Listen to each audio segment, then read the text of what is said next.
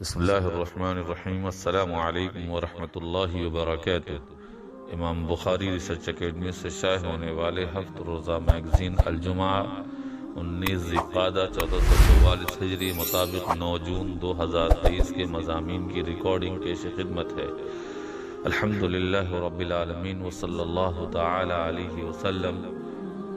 ذکر انبیاء، آخری نبی حضرت محمد صلی اللہ تعالی علیہ وسلم، مولانا محمد فرید حبیب ندوی۔ قریش کے نوجوانوں نے رسول اکرم صلی اللہ تعالی علیہ وسلم کے گھر کو گھیر لیا اور انتظار کرتے رہے کہ صبح ہو اور آپ باہر نکلیں تو سب مل کر یک بارگی آپ پر حملہ کر دیں۔ نبی کریم صلی اللہ علیہ وسلم ان کے سروں پر مٹی ڈالتے ہوئے ان کے درمیان سے گزر گئے، مگر انہیں کچھ خبر نہ ہوئی۔ اللہ تعالی نے ان کی آنکھوں پر پردہ ڈال دیا تھا۔ آپ صلی اللہ علیہ وسلم اپنے بستر پر حضرت علی رضی اللہ تعالیٰ عنہ کو لٹا کر گئے تھے۔ جب صبح ہوئی اور انہوں نے حضرت علی کو پایا تو افسوس کرنے لگے۔ ابلیس نے کہا کہ محمد صلی اللہ علیہ وسلم تو کب کے نکل گئے۔ ہمارے لیے اور ساری دنیا کے لیے کتنے سیکھنے والی بات ہے۔ ایسے حالات میں بھی جبکہ مکہ والے آپ سے دشمنی نبھا رہے ہیں، انہوں نے اپنی امانتیں آپ ہی کے پاس رکھی ہوئی ہیں، اس لیے کہ انہیں یقین تھا کہ یہ شخص کبھی خیانت نہیں کرے گا۔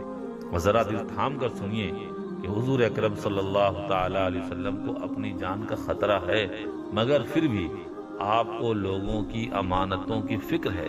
آپ وہ امانتیں حضرت علی رضی اللہ عنہ کے سپرد کرتے ہیں اور انہیں مکے میں چھوڑ کر جاتے ہیں تاکہ وہ ان کی امانتیں ان کو حوالے کر کے آئیں۔ ہے کوئی امانت داری کی ایسی مثال؟ رسول اکرم صلی اللہ علیہ وسلم مکے سے نکل کر چھپتے چھپاتے غار ثور تک پہنچتے ہیں اور اس میں چھپ جاتے ہیں۔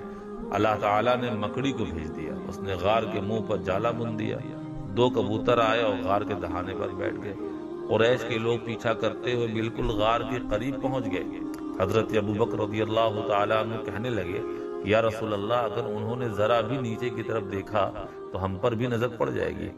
حضور اکرم صلی اللہ علیہ وسلم نے انہیں تسلی دی اور فرمایا، پریشان نہ ہو، بے شک اللہ تعالی ہمارے ساتھ ہے۔ آپ صلی اللہ علیہ وسلم 3 دن غار میں چھپے رہے، پھر آگے کو روانہ ہو گئے۔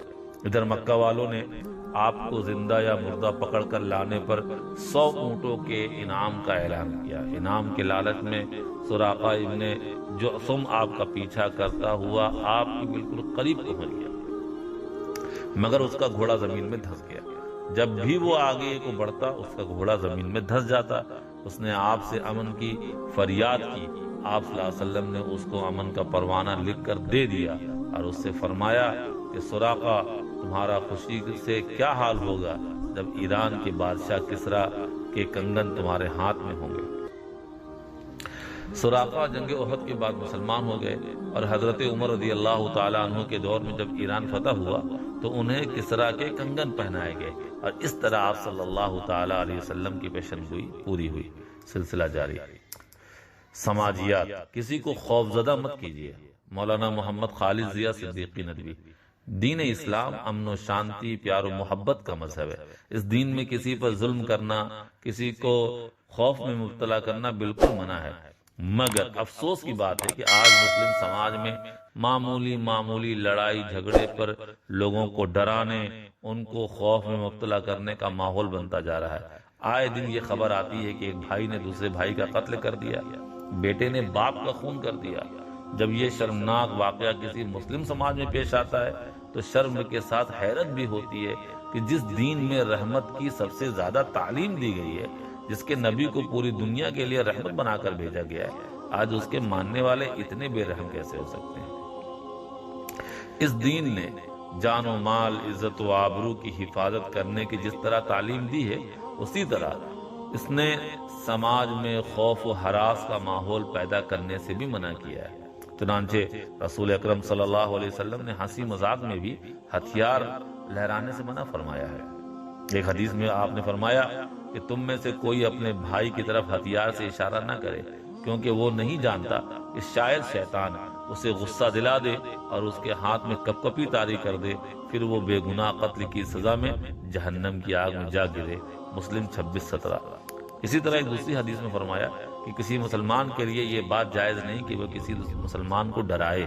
ابو داود 501۔ کسی آدمی کی طرف ہتھیار سے اشارہ کرنے سے، چاہے وہ مذاق میں ہی کیوں نہ ہو، اس لیے روکا گیا ہے کہ کبھی کبھی مذاق میں بات لڑائی جھگڑے تک پہنچ جاتی ہے اور شیطان موقع سے فائدہ اٹھا کر باہمی خونریزی تک پہنچا دیتا ہے، جس کے نتیجے میں معاشرے میں بدامنی پھیلتی ہے۔ ذرا سوچئے کہ جب معمولی قسم کے خوف اور ڈر پیدا کرنے سے اسلام میں روکا گیا ہے، تو بڑے پیمانے پر اللہ کی مخلوق کو ڈرانا، خوفزدہ کرنے، سماج میں دہشت پھیلانے، بے گناہ انسانوں کا قتل کرنے، ان پر تشدد کرنے، لوگوں کی املاک و جائیداد کو تباہ کرنے اور ملک میں بدامنی پھیلانے کی اسلام میں اجازت کیسے ہو سکتی ہے؟ اس لیے ایک سچے پکے مسلمان کو چاہیے کہ وہ اپنے آپ کو شدت پسندی کے منفی جذبے سے بہت دور رکھے۔ دستک جب موت آئے گی تو، مولانا ابو طلحہ بنارسی ندوی۔ جب موت آئے گی تو یقین جانے کہ کچھ بھی کام نہ آئے گا۔ ہمارے اس دنیا سے چلے جانے سے کسی کو کوئی فرق نہیں پڑے گا۔ اس دنیا کے سب کام ایسے ہی بدستور جاری رہیں گے جیسی ہماری موجودگی میں جاری تھے۔ ہماری ذمہ داریاں کوئی اور لے لے گا، ہمارا مال وارثوں میں چلا جائے گا، ہم کو اسی مال کا آخرت میں حساب دینا ہوگا۔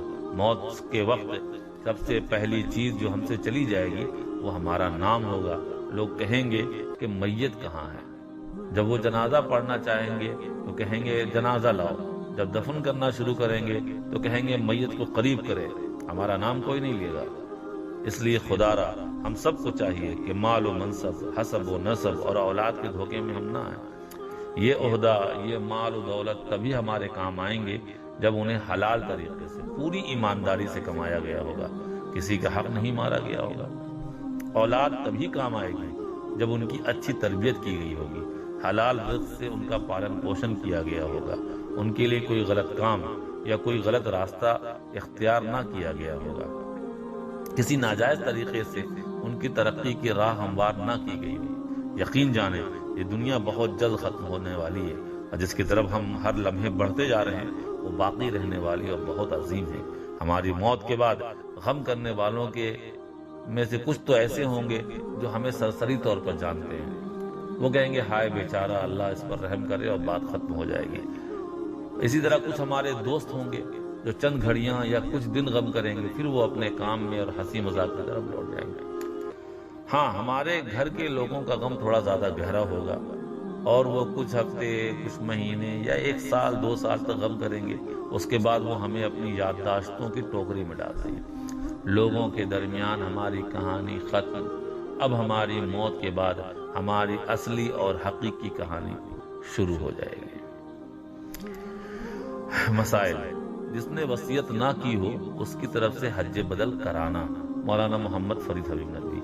جو شخص صاحب وسعت، صاحب حیثیت ہو اور وہ اپنی زندگی میں حج نہ کر پایا ہو اور پھر بغیر حج کی وصیت کیے اس کا انتقال ہو جائے تو وارثین پر اس کے ترکے یعنی چھوڑے ہوئے مال میں سے حج بدل کرانا شرعاً لازم نہیں ہے۔ ہاں، اگر سب بخوشی کرا دے تو اچھی بات ہے، جائز ہے، اس کی طرف سے حج ادا ہو جائے گا۔ کتاب المسائل، جلد نمبر 3، صفحہ نمبر 372۔ والسلام علیکم ورحمۃ اللہ وبرکاتہ۔